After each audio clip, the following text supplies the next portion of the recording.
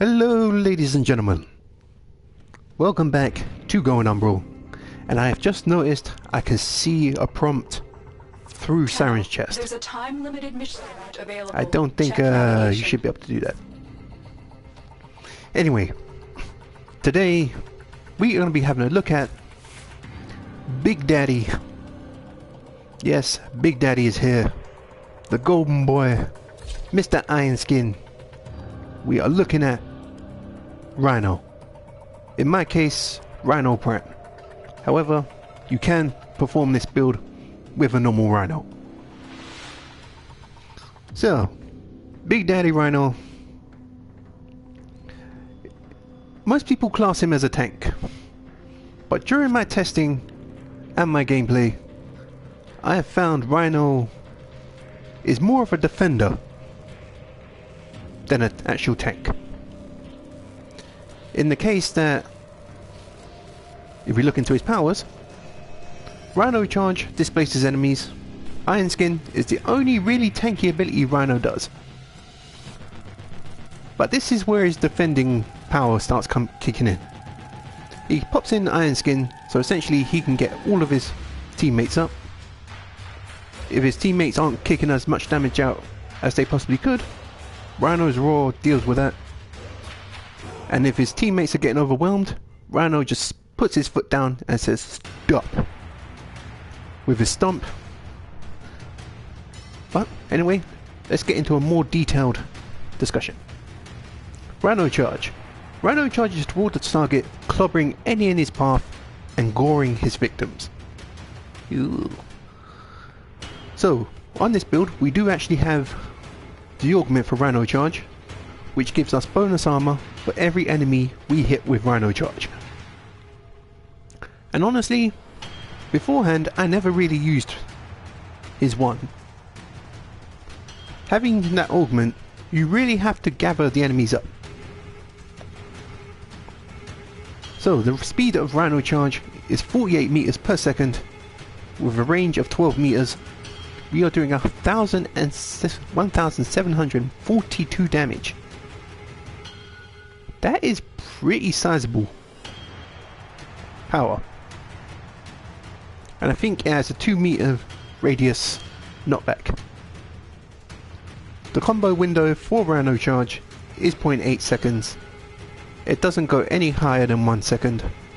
So this is actually pretty fine for me.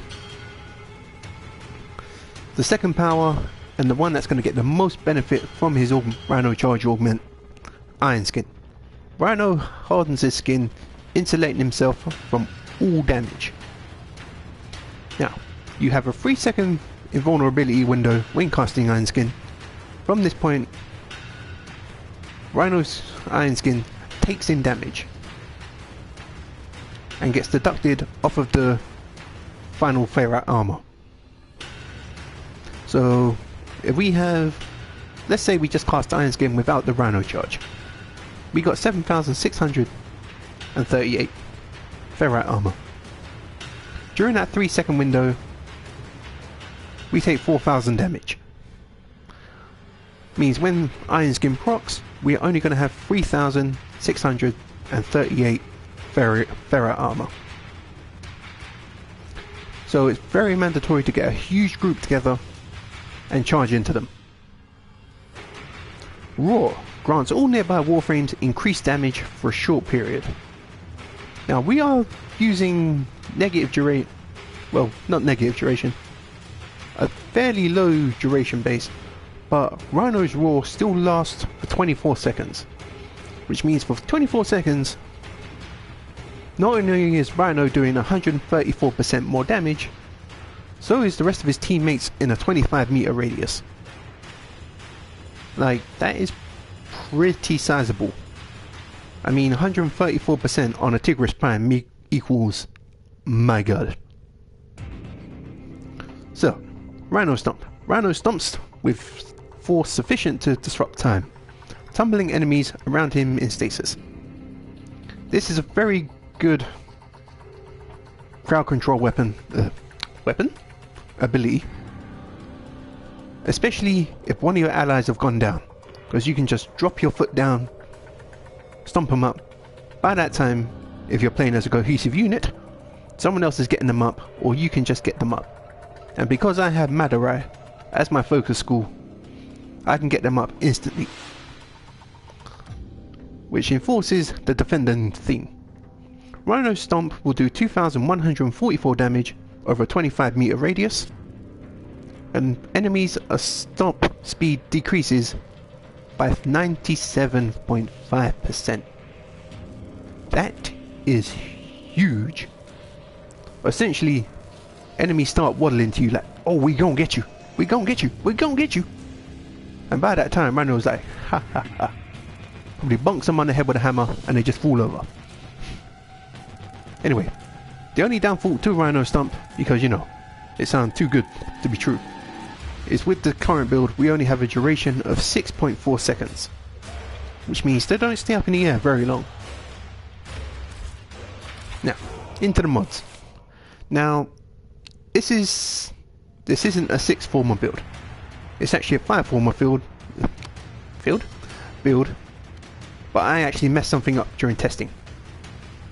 So during testing, I was actually running, instead of Hunter's Adrenaline, I was running, what was I running?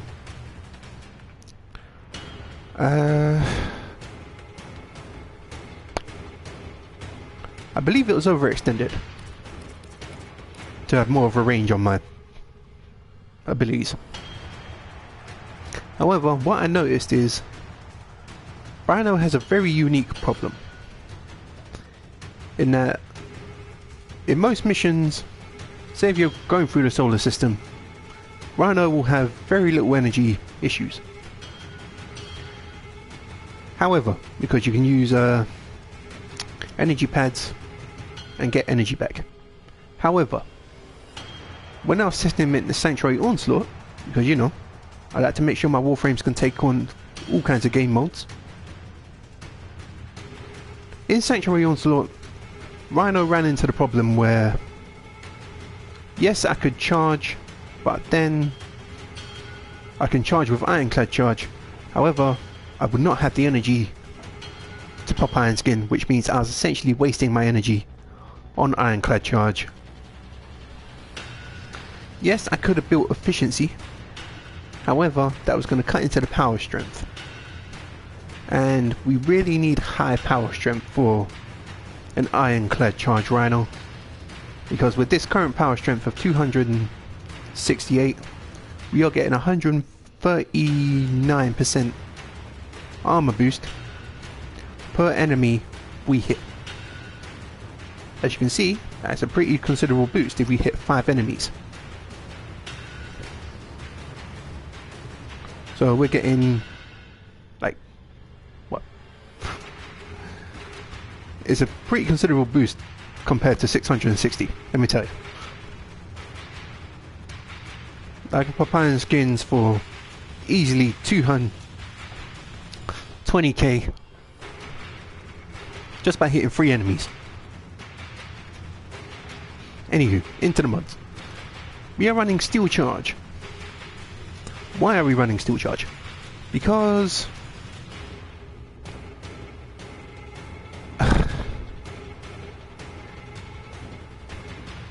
mod point capacity wise, this build is very expensive, and to use corrosive projection or energy siphon, you would have to drop either Umbral fiber or Umbral intensifier and use their lower counterpart to former it. So just for the mod capacity, plus the fact that I'm going to be using the Sanctime Magister, I figured Steel Charge would be the better choice. We have the augment for Rhino Charge, Ironclad Charge. Each enemy hit increases Rhino's armor rating by 50% for 10 seconds. It is not 50%. The armor boost you get does scale with power strength. So with 268%, we are getting about 140%, like I said earlier, for 10 seconds. And if we pop Iron Skin in that duration, all that bonus armor is getting added to our Iron Skin. Now, we are also running Fleet and Expertise for efficiency. It does hit our duration quite nastily, but we have a sizable duration pool that we can still get a decent use out of all of our powers. Blind Rage.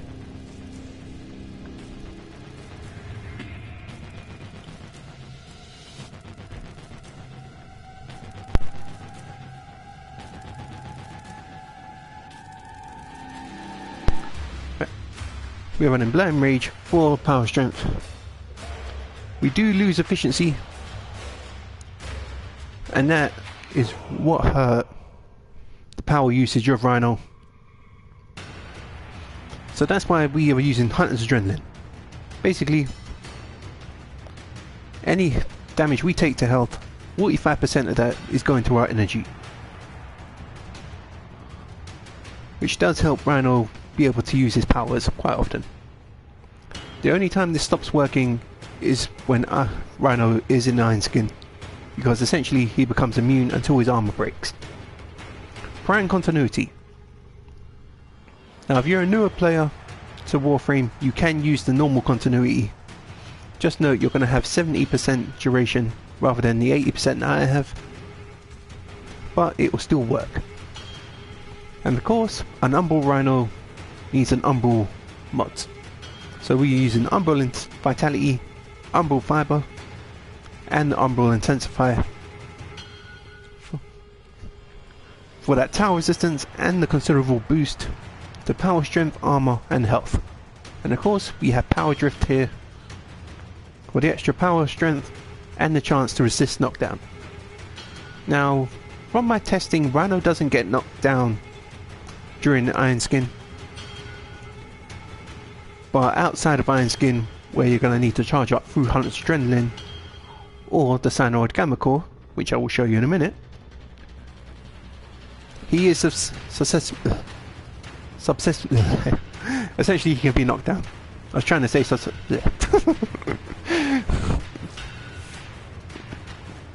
okay, the main weapons we are using for Rhino is the Cyanoid Gamma Core. Basically because I was looking at the weapons I could use for Rhino, and I discovered that I needed a weapon that could restore his energy. Originally I was going to use the Cyanoid Helo Core, however for some reason it doesn't do the Syndicate proc, and that really confused me. So we are running the Cyanoid Gamma Core as a secondary. You don't really need a primary, but if you want to run a primary and get the damage boost from Raw, you can run the Opticore, the Tigris Prime, the Tiburon Prime, any high damage weapon, and you will shred with them. For the melee weapon, we are using a Sancti Magister, not only for fashion points, but for the fact that when we hit an enemy with a charge attack, we restore health, and if I jump into the mods, we have Life Strike, which again keeps Rhino topped up. And for this we have Shattering Storm. Honestly, my favourite out of the two stances for hammers, the other one being Crushing Ruin. Plus you get damage multipliers on the combos with Shattering Storm. We have Blood Rush, Drifting Contact.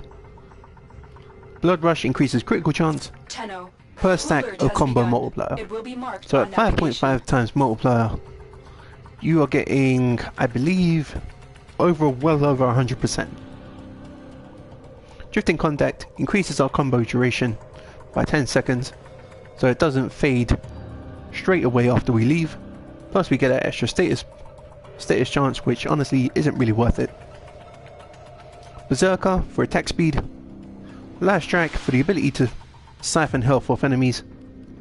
Sacrificial Pressure and Sacrificial Steel.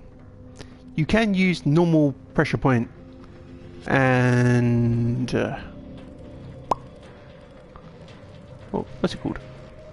So you have True Steel, that's it. But I prefer this. Not only am I getting a bigger increase on Sacrificial Steel, not so much on Sacrificial Pressure, but I get damage to sentience. Now I don't really fight sentience too often, but it's always nice to have more than one weapon that can take care of them. Shattering Impact.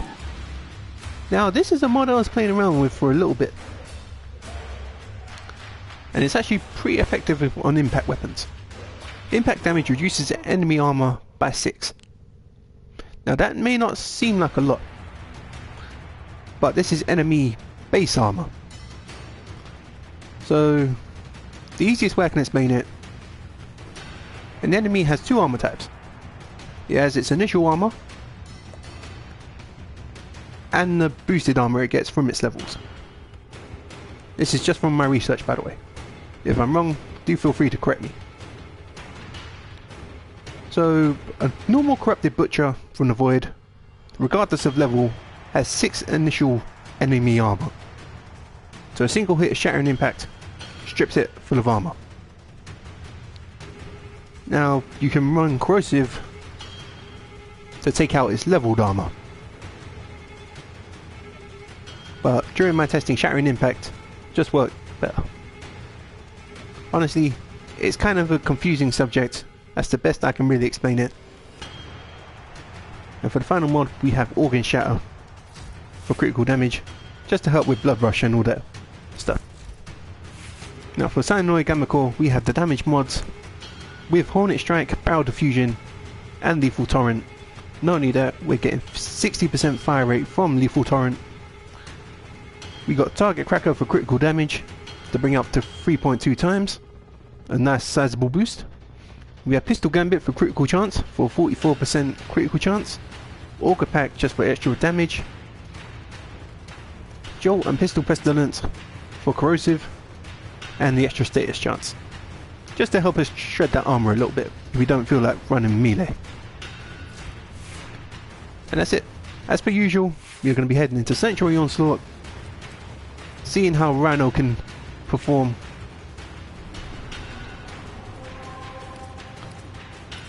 In this stress test. Now I should point out, these builds in a normal gameplay scenario, say if you're running Salt E or whatever, they will perform well, because you're getting energy orbs, you're getting all that stuff, and you can use your energy pads. The reason I test my Warframes in Sanctuary Onslaught is because I find you don't get as many energy orbs in Sanctuary Onslaught, and it's a good stress test for my setups. So what we're going to do, we're going to kill a few enemies with Cyanide Gamma Core, hopefully get a proc from the Syndicate Blast, and from it we get the energy to use our powers. This is the one downfall about this build, is it does require a bit of charge time if you're playing in Sanctuary Onslaught.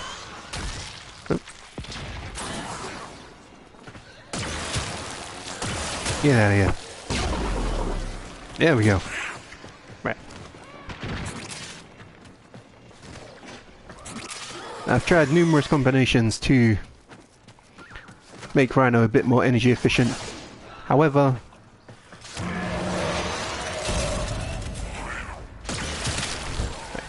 now let's go for Sanctum Magic stuff.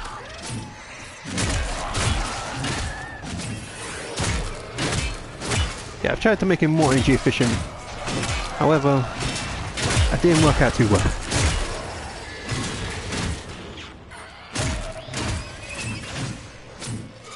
I don't know what it is, man, but I like the combos of Shattering Impact.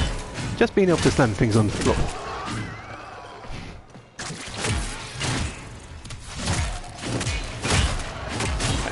Try Raw. You can see we're getting a 134% damage bonus to it, which is pretty effective against the Eidolons as well, if you're using a Lanka.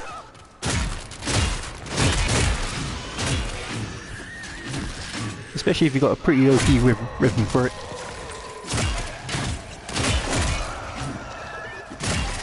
Get smashed, guy. Right, let's try a charge attack. Cheers for just standing there, by the way. Rhino stomp.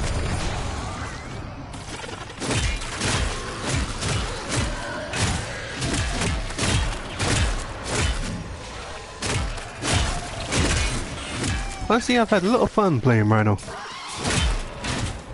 The The one thing, if I could find the mod space for it, would be to put a bit more efficiency in it. But even just charging up through the Cyanide Gamma Core in Sanctuary Onslaught, it's not too bad. You get a proc fairly quickly. As you can see, at 2.5 times we're red critting with the Sanctime Magister. So it doesn't take that long to... Right, let's shred you guys. Yeah, it doesn't take that long to get up to red crit territory. As long as the weapon has a decent crit chance with Blood Rush, it doesn't take that long. Right, there we go. Yeah. Right, let's grab you guys together. 804% armour. Whew. My god. Oh, actually, let's get that rock and we'll stomp you. Right. Smashy smashy.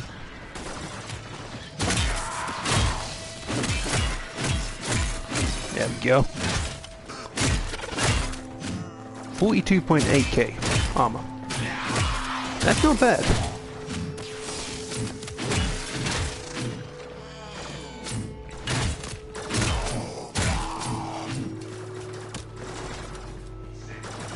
Usually I do try to get my Warframes to play more fluently. However, unfortunately with Rhino, there is just a bit of clunkiness to it. But once he gets started, my god, you can't stop him.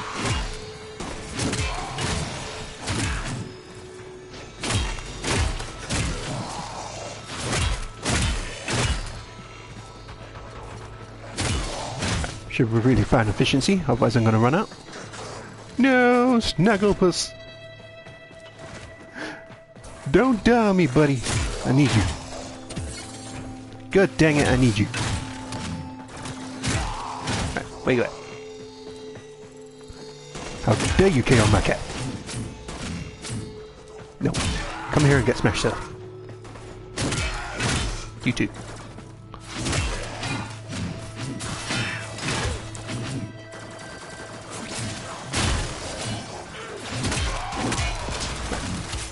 Get charge schmeckter. There we go.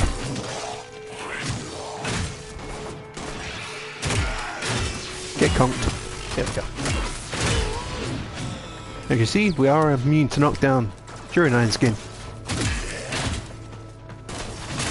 which makes the rampage quite potent with Rhino. Nailed it. Go now. Right. So zone 3 at 30% efficiency.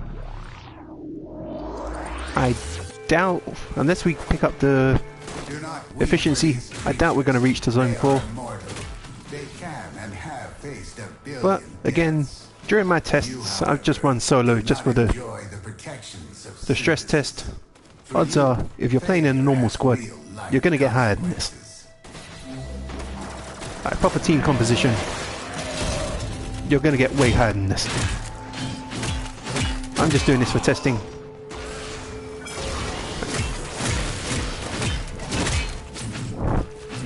Specimens must experience unmatched stress. Increase your effort. Yeah. Right. Rhino Roar. Come here, get smashed.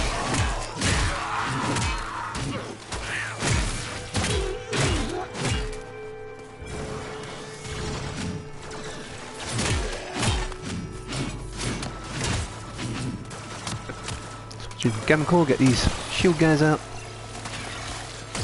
Do you mind? Yeah.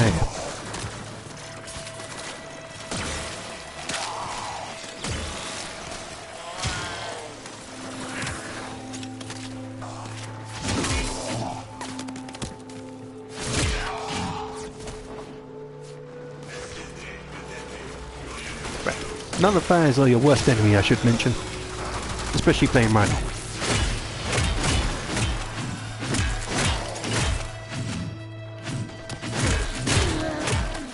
Ooh, I smashed him good.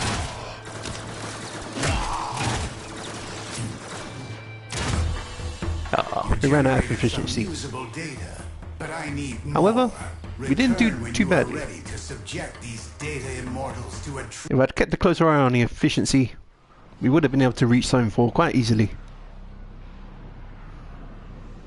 But as you can see, Rhino can hold his own. Is he a bit energy inefficient? Yeah, he is. But again, during a normal gameplay scenario, you can use your energy pads. You're not gonna have a limited restriction with that with Sanctuary Onslaught. That you're gonna be able to do use all your gear, all that stuff, and maintain his energy needs. And in all fairness, he's not really that energy hungry. As long as you can get your charge and your iron skin off initial combat and utilize the rest of your powers when you need them, Rhino can be quite sufficient. And he is a lot of fun to play. Even though he's one of the older frames in the roster, Rhino's still proving that he can still throw it up there with the big boys. But that's enough chattering for me. I'll see you guys next time. Bye bye now. See you later, guys.